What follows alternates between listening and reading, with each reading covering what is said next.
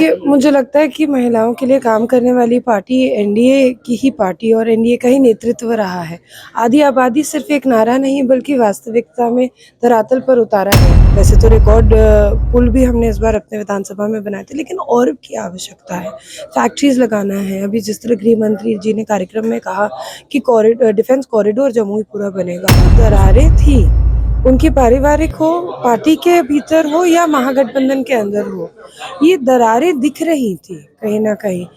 और आज जब ये चुनाव का जो जुमलेबाज़ी ये लोग कर रहे थे, आज चुनाव खत्म हो गया है, तो दरारें बाहर दिख रही हैं। नमस्कार, आप न्यूज फाउंडेशन देख रहे हैं। मैं हूँ आपके साथ वंदना। हमारे साथ हैं श्रेयसी सिंह, जमुई की नवनिर्वाचित विधायक। स्वागत है न्यूज फाउंडेशन में और बधाई हो आपको। धन्यवाद। जिस तरह से महिलाओं ने इस बार बढ़ चढ़ कर वोटिंग की, नीतीश कुमार का जो ये विचारधारा रहा, उससे महिलाएं जुड़ी। देखिए, मुझे लगता है कि महिलाओं के लिए काम करने वाली पार्टी एनडीए की ही पार्टी और एनडीए का ही नेतृत्व रहा है। आधी आबादी सिर्फ एक नारा नहीं बल्कि वास्तविकता में धरातल पर उतारा गया। चाहे वो बिहार की महिला पुलिस हो, चाहे वो स्वरोजगार के लिए आज जीविका दीदी हो, हर क्षेत्र में महिलाओं को आगे बढ़ाया जा रहा है। मुझ जैसी बेटियों को ये सौभाग्य प्राप्त है कि आदरणीय नरेंद्र मोदी जी के नेतृत्व में हम बिहार की सेवा कर सके। तो आधी आबादी जो सिर्फ नारा रह गया था, वो धरती पर सच्चाई बन चुकी है। इसलिए मुझे लगता है कि हर महिला के ने दिल से माना है, ठाना है कि नरेंद्र और नीतीश की जोड़ी को जिताना है। जमुई की बेटी, जमुई की अब आप एक बार फिर से जमुई ने आपको मौका दिया। क्या क्या आपके काम शेष रह गए हैं जो उन्हें पूरा करने हैं? बहुत से कार्य रह गए हैं। अभी तो स्पोर्ट्स का जो इंफ्रास्ट्रक्चर है उसको पूरी तरीके से धरातल पर उतारना है। कुछ स्पोर्ट्स का स्ट्रक्चर शुरू हो गया है, कुछ और को उसमें एडिशनल ज्वाइन करवाना है। बहुत सारे इंफ्रास्ट्रक्चर जैसे कि रोड कंस्ट्रक्शन और पुल है। वैसे तो रिकॉर्ड पुल भी हमने इस बार अपने विधानसभा में बनाए थे, लेकिन और की आवश्यकता है।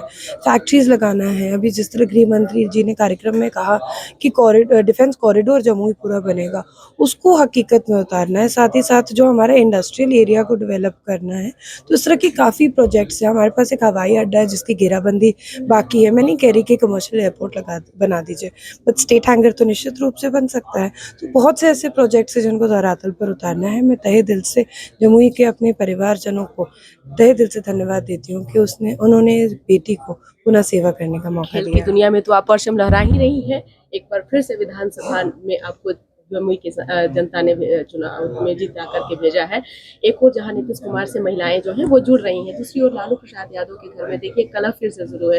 रोहिणी आचार्य ने अपने दुखी मन से जो है ट्विटर हैंडल से हाँ, मैंने पढ़ा। मुझे लगता है कि देखिए ये जो दरारें थी, उनकी पारिवारिक हो, पार्टी के भीतर हो या महागठबंधन के अंदर हो, ये दरारें दिख रही थी कहीं न कहीं। और आज जब ये चुनाव का जो जुमलेबाज़ी ये लोग कर रहे थे, आज चुनाव खत्म हो गया है, तो दरारें बाहर दिख रही हैं। बाकी मैं किसी परिवार के ऊपर विशेष टिप्पणी नहीं करना चाहती। धन्यवाद। तेजस्वी यादव को क्या मैसेज देंगे? कुछ भी नहीं। शुभकामनाएं। तो आपने सुना क्या कुछ कहना था जमुई की नवनिर्वाचित विधायक श्रेयसी सिंह का। एक ओर जहां खेल की जगत में परचम लहरा रही हैं, तो दूसरी ओर एक बार फिर से जमुई की जनता ने इन्हें चुनाव में जिताकर विधानसभा भेजने का काम किया है। जैसा कि श्रेयसी सिंह ने बताया और कहा कि अभी बहुत काम शेष बचे हैं, उसे पूरा करना है। इस पर बस इतना ही। बने रहिए न्यूज फाउंडेशन के साथ। धन्यवाद।